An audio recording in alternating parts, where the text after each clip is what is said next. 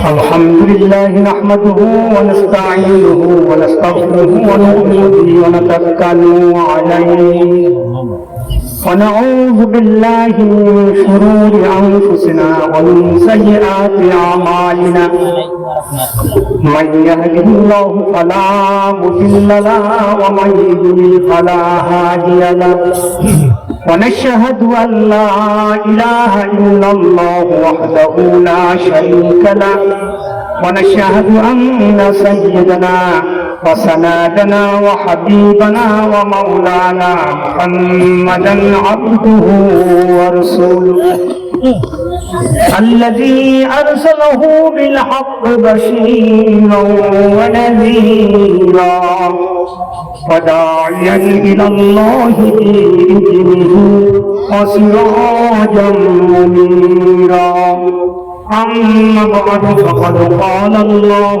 تعالى في كلامه المجيد وفرقانه الحميد সকলে জবান করে আমার সাথে পড়ুন আউযু বিল্লাহি মিনাশ শাইতানির রাজীম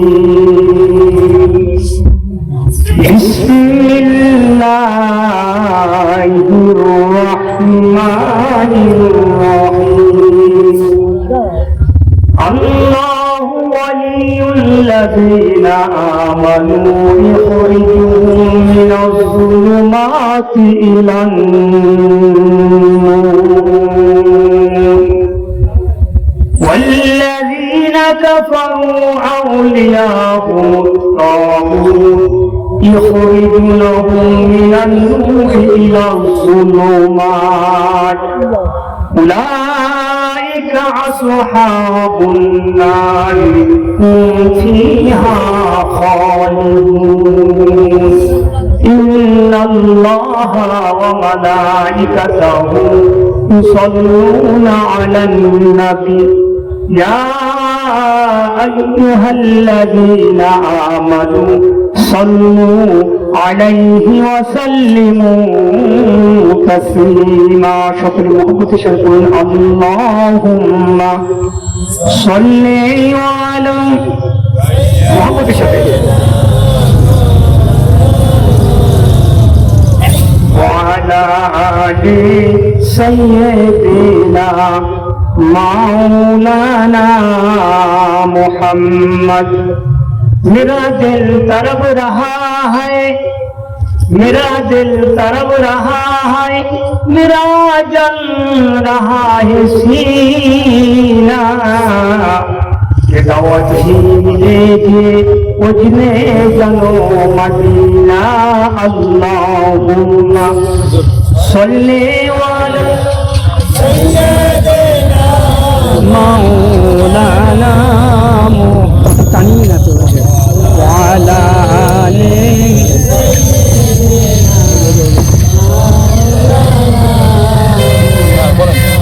मदीने की हवा छे मदीने की हवा छे जन्नती बू आती है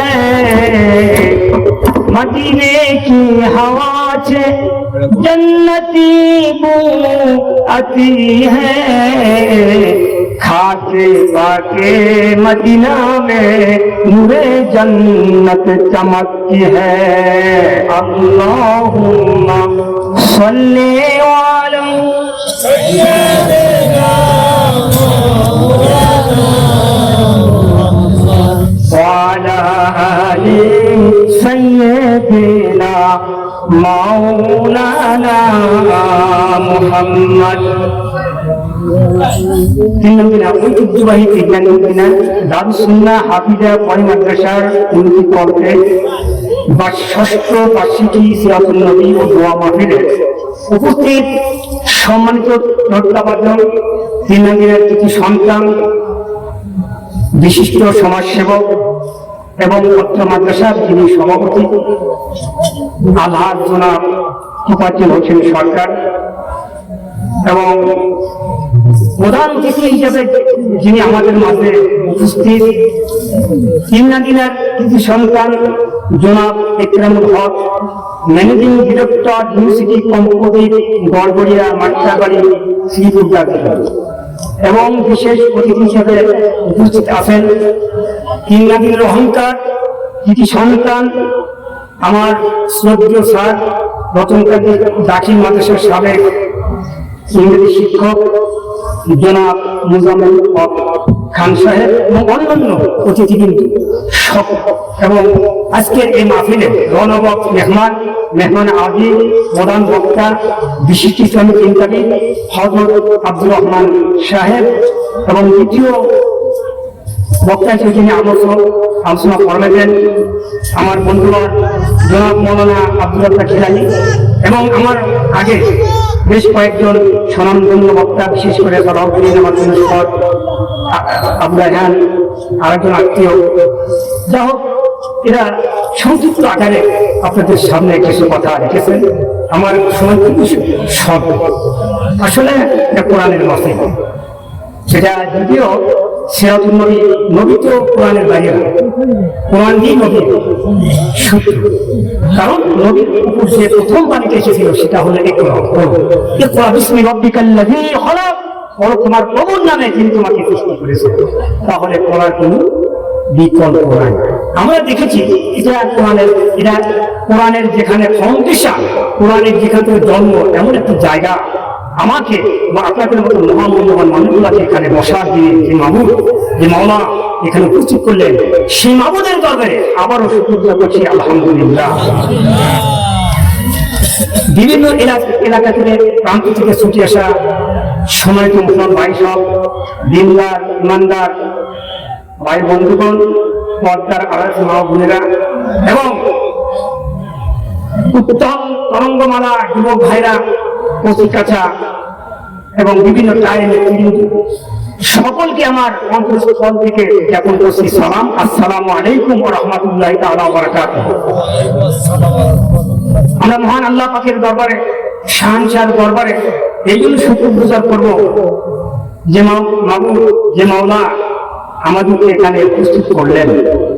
আল্লাহ যদি ইচ্ছা না করতেন, আমাদের প্রতি দয়া না করতেন, তাহলে এই বরকতপূর্ণ মাহফিলে আমরা আসতে পারতাম। লক্ষ কোটি দরুদ সালাম আল্লাহর দৃষ্টির প্রধান আকর্ষণ, বিশ্ব সভার সভাপতি, সকল নবী রাসূলগণের মাতার তাজ, শামসুল হিদায়াত, বদরুদ্দোজা, সাইয়্যিদ সাকালাই, ইমামুল মুরসালিন, খাতামুন নবীয়্যিন, আফতাবে নবুওয়াত, শাহানশাহে রিসালাত, সরকারে দুজাহান, সুলতান মাদিনা, হুজুরে আকরাম, নূরে মুজাসসাম, নূরুল্লাহ নূর, নবিয়না শাফিয়ানা ওয়া হাবিবানা ওয়া মাওলানা মুহাম্মদ সাল্লাল্লাহু আলাইহি ওয়াসাল্লাম। আল্লাহ জাল্লা যিকরু, যাকে আজ থেকে প্রায় ১৫০০ বছর আগে এই পৃথিবীতে প্রেরণ করেছিলেন সর্বশ্রেষ্ঠ মহামানব, সর্বশেষ নবী এবং রাসূল হিসাবে, যার পরে অবশ্যই কোন নবী এই পৃথিবীতে আর প্রেরণ করেন না, বর্তমানে নয়, ভবিষ্যতেও আসবেন না। এমন একজন মহামানবের উম্মত হওয়ার মতো যোগ্যতা যে মাবুদ আমাদেরকে দান করলেন, সেই মাবুদের দরবারে আবারও নতশিরে সুযোগ দিয়ে আমরা সেই মহান আল্লাহ পাকের কোরআন কারীমে কিছু আলোচনা, তথ্য, একটা আয়াত আপনাদের সামনে ব্যক্ত করে আমি এখান থেকে বিদায় দিতে চাই। এই মাসে আল্লাহ তৌফিক দান করেন। আল্লাহ বলছেন যে এটা কোরআনের মধ্যে, যেখানে কোরআনের জন্ম, যে জায়গা থেকে কোরআন সারা দুনিয়া আলোকিত করবে। বিশ্বনবী একাই ছিলেন ওই জামানায়, বিশ্বনবীর এলাকার চাইতে মূর্খ এলাকা, সন্ত্রাসী এলাকা পৃথিবীতে আর কেউ ছিল না। বিশ্বনবীকে আল্লাহ পাক দিলেন কোরআন হাকিম, সর্বশ্রেষ্ঠ আখিরি কালাম। কারণ নবীও শেষ, কিতাবও শেষ। আগের জামানায় একজন করে নবী বিদায় নিয়েছেন, আর একজন নবী করেন। কারণ একজন নবীর ইন্তেকালের পর আর একজন নবী এসে কিতাব এসেছে। যেহেতু আমাদের নবীর পরে আর কোন কিতাব আল্লাহ দিলেন না, এই জন্য তিনি হলেন আখিরি নবী, আখিরি কালাম। আল্লাহ পাক তাকে তারপর নামে করেছেন কুরআন।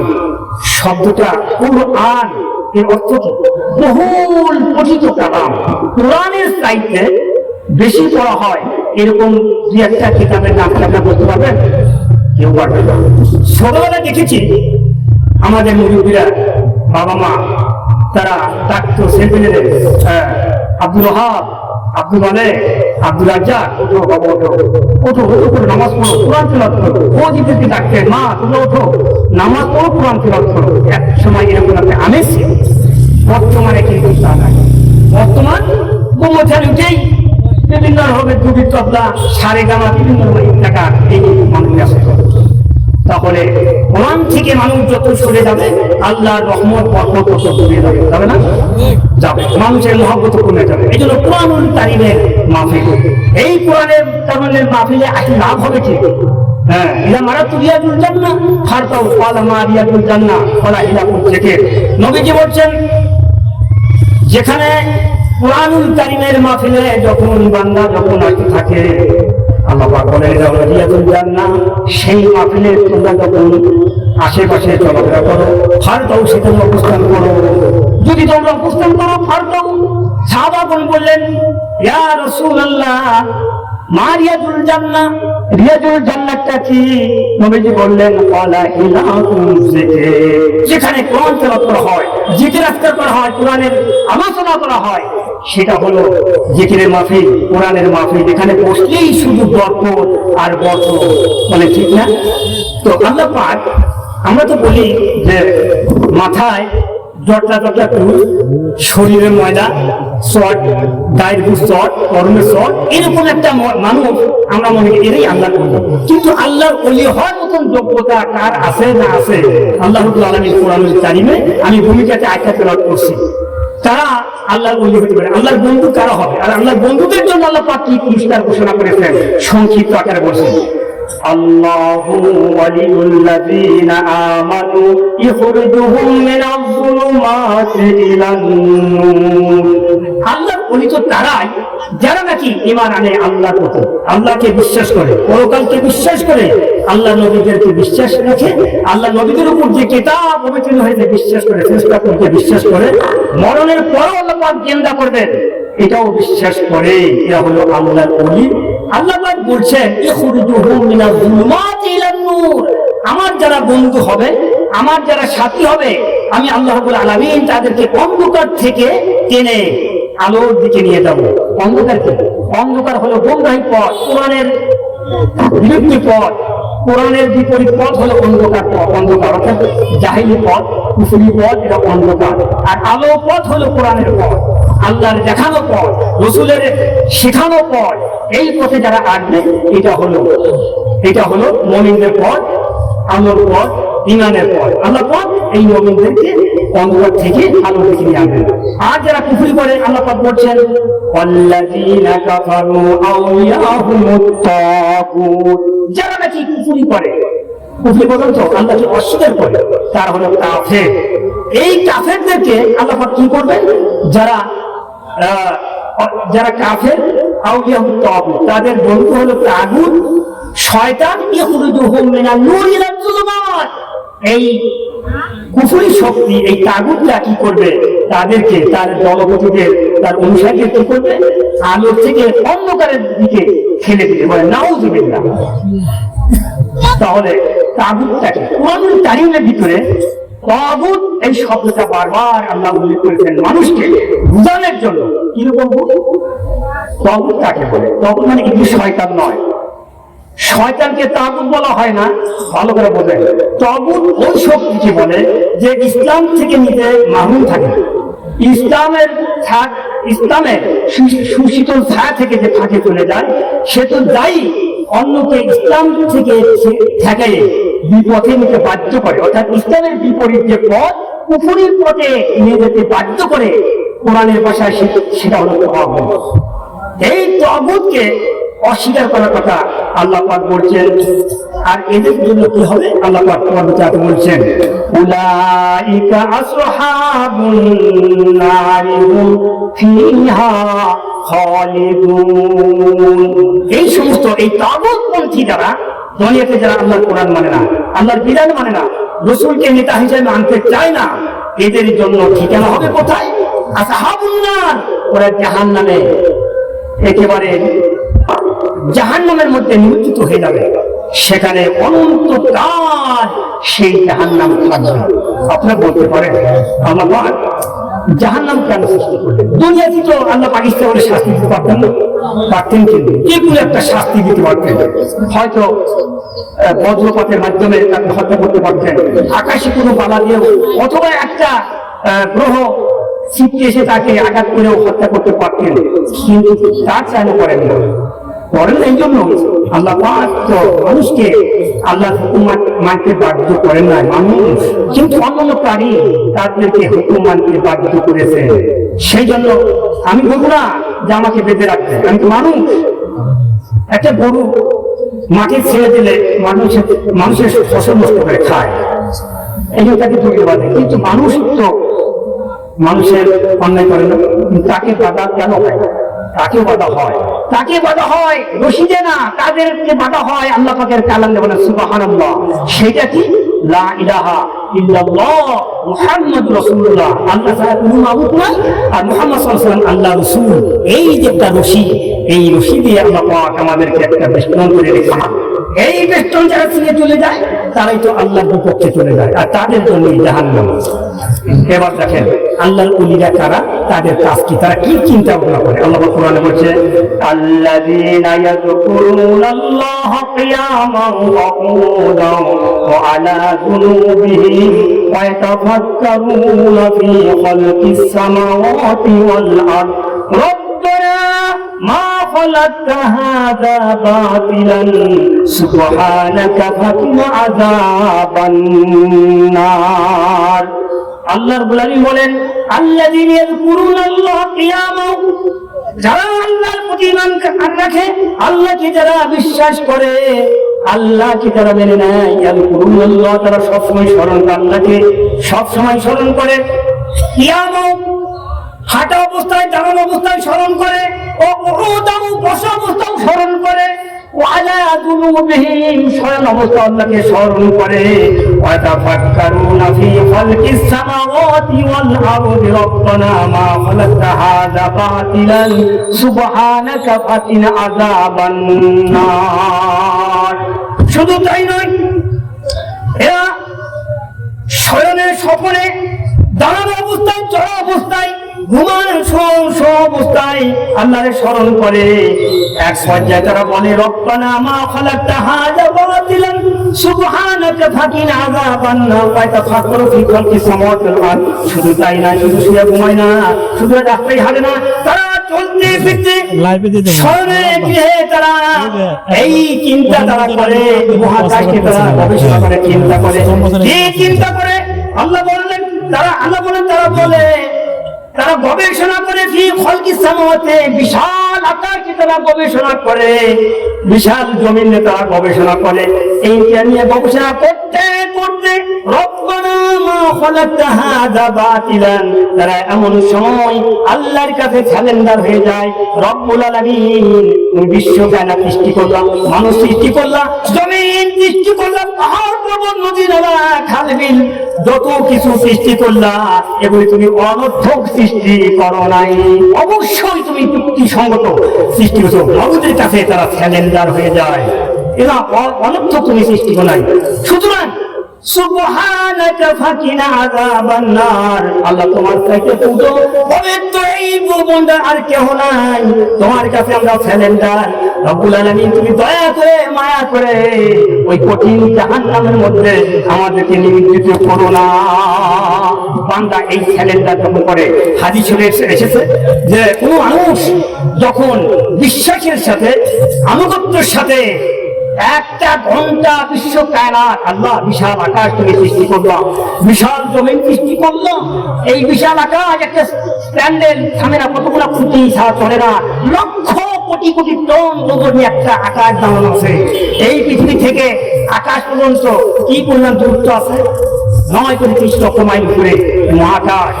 আবার এতটুকু আর একটা থাকে, এতটুকু এরকম পুরুত্ব, এই বিশাল আকাশ, সেখানে তো অসংখ্য তারকারাজি, গ্রহ নক্ষত্র, কে ধরে রাখে? কোনো পিলার নাই, কিচ্ছু নাই, কে রাখে? কে? সময় নাই, কথা বলতে পারবো না।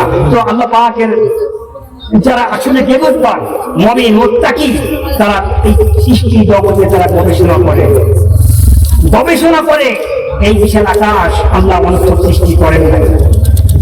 প্রত্যেকটা সেক্টরে আল্লাহ পাক দায়িত্বশীল তার কুদরতি ভাবে এই সমস্ত তার নিয়ামত তার মাখলুকগুলা সেখানে রেখে দিয়েছেন, তার দৃষ্টিকোণ রেখে দিয়েছেন। কেউ বসে নাই, সূর্য তার কক্ষপথে চলে, চন্দ্র তার কক্ষপথে চলে, রাত তার গতিতে চলে, দিন তার গতিতে চলে, কেউ তাকে থামাইতে পারে না। লাশামসু ইয়ামবাগিলা আনতুদরিকাল কামার ওয়ালাল লাইলু সাবিকুন নাহার ওয়া কুল্লুন ফি ফালাকিন ইয়াসবাহুন। কবি সম্রাট জাতীয় কবি নজরুল ইসলাম এই আয়াতের তাফসীর লিখতে গিয়ে তিনি শ্লোকের মাধ্যমে বলেন, প্রবল জ্ঞানী হইবে যাহারা আপন মনেতে বুঝিবে তাহারা, রাত্রি পারে না হৃদয়ের বার দিনের স্থান করি অধিকার, সূর্য পারে না চন্দ্রকে ধরিতে চন্দ্র পারে না সূর্যের গায়েতে, যার স্থান বহাল রাখিয়া ভ্রমণ করিতেছেন আমার আল্লাহকে ধরিয়া। কেউ বসে নাই, তারপরেও এই বিশ্ব কায়নাত এক সময় ধ্বংস হয়ে যাবে, যাবে না? ধ্বংস হয়ে যাবে। আল্লাহ রাসূল বলছেন, কেউ যদি কিয়ামতের দৃশ্য স্বচক্ষে দেখতে চায় সে যেন পড়ে নেয় সূরা আন-নাবা, সূরা ইনফিতার, সূরা ওয়াকিয়া, এই সূরাগুলো যেন তাকবীর এগুলো যদি তারা পড়ে নেয়, এই বিশ্ব কায়নাত এক সময় ধ্বংস হয়ে যাবে। ইযা সামাউ ফাতারাত ওয়া ইযাল কাওয়াকিবু ইনতাসারাত, ইযা সামাউ ফাতারাত, এই বিশ্ব এই আকাশ ভেঙে টুকরা টুকরো হয়ে যাবে, তারাগুলি ছিটকে ছিটকে পড়ে যাবে, সমুদ্রের তলদেশ ফেটে যাবে, পানি থাকবে না, কবরের মধ্যে যা আছে সব বেরিয়ে আসবে, সেই দৃশ্যপট আমাদের সামনে আসবে, কিচ্ছু থাকবে না, সব একাকার হয়ে যাবে, কেউ নাই, থাকবে কি আমার আল্লাহ। আল্লাহ হযরত মালাকুল মউতকে বলবেন, ও মালাকুল মউত, পৃথিবীতে কারা বেঁচে আছে? মালাকুল বলবেন, মউত বলবেন, রব্বুল আলামিন, আকাশ জমিন পাহাড় পর্বত সব একাকার হয়ে গেছে, কিচ্ছু নাই। বলে কেউ নাই? বলে আছে। কে আছে? তোমার স্পেশাল মেসেঞ্জার শাদীদুল কুওয়াত হযরত জিবরাইল সাল্লাল্লাহু আলাইহি সাল্লাম, তাকে প্রচন্ড শক্তি আল্লাহ পাক দিয়েছিলেন। কোন কোন কিতাবে আছে 600 পাখা আল্লাহ পাক তাকে দিয়েছে। জমিনে যখন অর্ডার করে দুটা ধাপটা mile lakh crore mile overtake করে চলে আসে, আধা সেকেন্ড লাগে। সেই নবী, সেই ফেরেশতা আল্লাহ পাক বলবেন জিবরাইলকে জান কবজ করে নিয়ে আসুন। মালাকুল মউত ধরবেন জিবরাইলকে, তার জান কবজ হয়ে যাবে। আর কি আছে? বলে মিকাইল, ইসরাফিল আছে। মিকাইলের জান কবজ করো, মিকাইলের জান কবজ করা হবে। আর কি আছে? বলে আছে ইসরাফিল, তার জান কবজ করো, সব জান কবজ হয়ে যাবে। বলে ও মালাকুল মউত, আর কি আছে? বলে রব্বুল আলামিন, এখন শুধু আমি তোমার হতভাগা সৃষ্টি এই মালাকুল মউত। আল্লাহ বলবেন মালাকুল মউত, মউত, ও মালাকুল মউত, মরে যাও, মরে যাও। সঙ্গে সঙ্গে মালাকুল মউত এমন চিৎকার মারবে, যদি দুনিয়াবাসী শুনতো ওখানে মারা যেত। মালাকুল মউতের জান কবজ হয়ে যাবে। আল্লাহ পাক বলবেন যে আর কেউ নাই, ইমানের মূল, এই মুলুক কার? জমিনের কথা জমিন তো নাই, আকাশের কোনো কথা নাই। আল্লাহ পাক বলবেন এই মুলুক কার? আল্লাহ পাক উত্তর দেন লিল্লাহি ওয়াহিদুল কাহ্হার, এই বিশ্বব্রহ্মাণ্ডের অধিপতি আমি আল্লাহ, বেঁচে আছি, আর কেউ নাই, কেউ থাকতে পারে না। এই জমিন থেকে আমাদেরকে যেতেই হবে। সেই সময় আমাদের সামনে দুনিয়াতে কিছুদিন বেঁচে থাকার জন্য তাকে মারো, তাকে গুলি করো, তাকে গিলে ফেলো, আর দূরে দূরে বেঁচে বেঁচে তাদেরকে আয়না করে দিয়ে শাস্তি দাও, ধরবে তোমাকে। সব যখন শেষ হয়ে যাবে আল্লাহ পাক বলবেন ইয়া দুনিয়া আইনা জীবাণুকে, ও দুনিয়া তোর মধ্যে বিশাল বিশাল পাহাড়গুলো ছিল কোথায়? আইনা দুনিয়া, আইনা সাধারণকে, তোর মধ্যে গাছ ছিল গাছগুলো কোথায়? কারো কোনো কথা নাই। আইনা জাব্বারিন, তোর ভিতরে স্বৈরাচারীরা মানুষকে খুন করত ক্ষমতার দাপটে, তারা আজ কোথায়? কোনো কথা নয়। আল্লাহ পাক বলছে লিল্লাহি ওয়াহিদুল কাহ্হার, আজকের ক্ষমতা শুধু আমার, এই রাষ্ট্র আমার, আমার বলতে আল্লাহরই মানায়।